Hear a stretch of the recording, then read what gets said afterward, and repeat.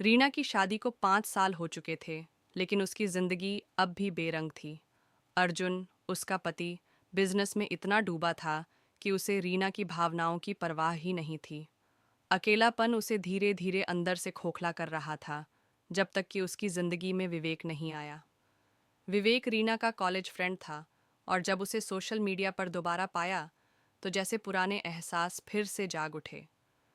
Chatting के बहाने शुरू हुई बातचीत जल्द ही गहरी होती चली गई। उसकी बातों में वही गर्मजोशी थी जो रीना ने सालों से महसूस नहीं की थी। एक दिन विवेक ने उसे मिलने के लिए बुलाया। रीना का दिल जोरों से धड़कने लगा। एक अजीब सा डर, पर उसी के साथ एक अजीब सा रोमांच भी था। क्या उसे जाना चाहिए? लेकिन उसका दिल उसे खींच रहा था। और फिर उसने फैसला कर लिया। कमरे में दाखिल होते ही रीना के कदम ठिठक गए। सामने विवेक खड़ा था। उसकी आंखों में वही चाहत झलक रही थी जो रीना के दिल में थी। कमरे में हल्की रोशनी थी। हवा में एक अजीब सी गर्माहट थी। तुम अब भी वैसी ही हो जैसे पहले थी, शायद और भी खूबसूरत, विवेक ने कहा, और धीरे धीरे उसके करीब आ गया। रीना की सांसें तेज हो गईं। उसने कुछ कहने की कोशिश की, लेकिन विवेक की उंगलियां उसके चेहरे को सहलाने लगीं। उसकी गर्म सांसें रीना की गर्दन को छूने लगीं, और एक अजीब सा नशा उसकी रगों में दौड़ने लगा। विवेक ने रीना की कमर को अपनी मजबूत बाहों में भर लिया। उसका स्पर्श जैसे रीना के शरीर में बिजली की तरह दौड़ गया। उसकी उंगलियां रीना की साड़ी का पल्लू हटाने लगीं, और उसकी नर्म त्वचा पर उसकी हल्की हल्की फुहारें गिरने लगीं। रीना ने अपनी आंखें बंद कर लीं। उसके शरीर में सिहरन दौड़ रही थी। विवेक ने धीरे धीरे उसके होंठों को अपने होंठों से छू लिया, और फिर पूरा कमरा उनकी गर्म सांसों और दिल की तेज धड़कनों से भर गया। शरीर एक दूसरे से टकराने लगे। हर छुअन एक नई आग जला रही थी। विवेक की मजबूत उंगलियां उसकी पीठ पर फिसल रही थीं, और रीना की अंगुलियां उसकी शर्ट के बटन खोलने लगीं। रात के उस जुनून के बाद, जब सूरज की पहली किरण खिड़की से झांक रही थी, रीना विवेक की बाहों में थी। उसकी आंखें अब भी बंद थीं, लेकिन उसका दिल सवालों से घिरा था। क्या ये सिर्फ एक रात थी? क्या विवेक भी वही महसूस कर रहा था जो उसने किया, या यह एक अधूरी चाहत बनकर रह जाएगी? रीना की आंखें धीरे धीरे खुलीं। सुबह की हल्की रोशनी कमरे में फैल रही थी। वो अभी भी विवेक की बाहों में थी। उसका बदन अब भी उस रात की गर्मी को महसूस कर रहा था। विवेक की उंगलियां उसकी पीठ पर लयबद्ध तरीके से चल रही थीं, मानो कोई अधूरी धुन बजा रही हो।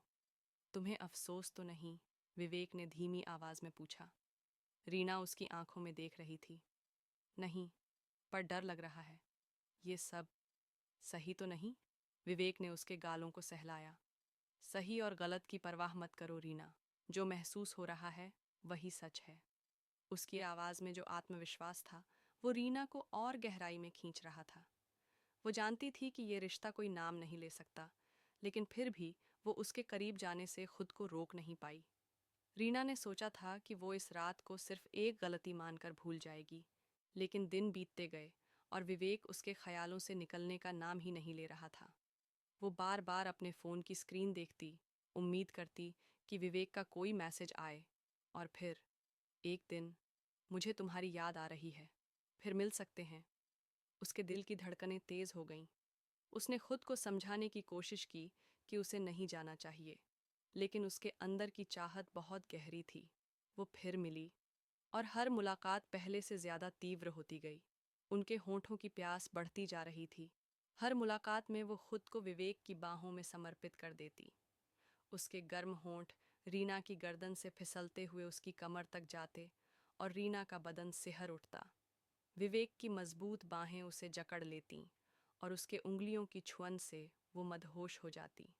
हर बार वो सोचती कि ये आखिरी बार है, लेकिन अगली मुलाकात के लिए उसके अंदर की आग और बढ़ जाती। एक दिन, जब रीना होटल के कमरे में थी, तभी उसके फ़ोन पर अर्जुन का मैसेज आया। तुम कहाँ हो? उसका दिल जोर से धड़क उठा। उसे अचानक एहसास हुआ कि वो कितनी दूर निकल आई है। क्या ये रिश्ता अब छुपा रह पाएगा, या फिर कोई इस गुप्त रिश्ते का राज खोलने वाला था?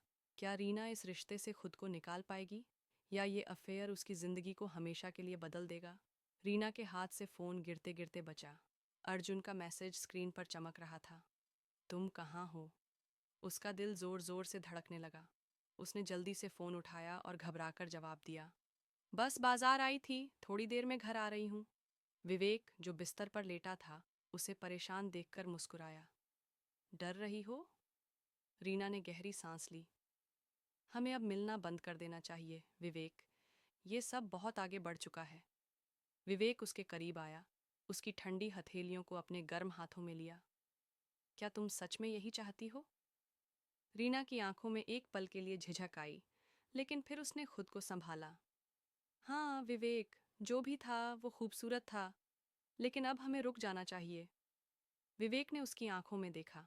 उसने रीना के चेहरे को अपने हाथों में लिया, उसके होंठों पर हल्की सी छुअन दी और धीरे से कहा, अगर यही तुम्हारी खुशी है तो ठीक है, लेकिन याद रखना, कुछ रिश्ते पूरे नहीं होते, फिर भी उनकी यादें अधूरी नहीं होती। रीना वहां से निकल आई। उसका मन भारी था, लेकिन कहीं ना कहीं सुकून भी था। उसने तय कर लिया था कि अब वो अपनी शादी को एक और मौका देगी। घर पहुंची तो अर्जुन ड्राइंग रूम में बैठा उसका इंतजार कर रहा था। उसने मुस्कुराकर पूछा, कैसी थी शॉपिंग? रीना ने जबरन मुस्कुराने की कोशिश की और जवाब दिया, अच्छी थी। लेकिन उसकी आंखें कहीं और थीं। वो जानती थी कि उसकी जिंदगी अब पहले जैसी नहीं रह सकती, लेकिन ये गुप्त रिश्ता उसे हमेशा के लिए बदल चुका था। कुछ कहानियां अंजाम तक नहीं पहुंचती, लेकिन उनकी गर्माहट हमेशा दिल में रहती है। ये कहानी आपको कैसी लगी प्लीज़ कमेंट में बताइए। कहानी अच्छी लगी हो तो प्लीज़ मेरे चैनल को सब्सक्राइब कर लीजिए।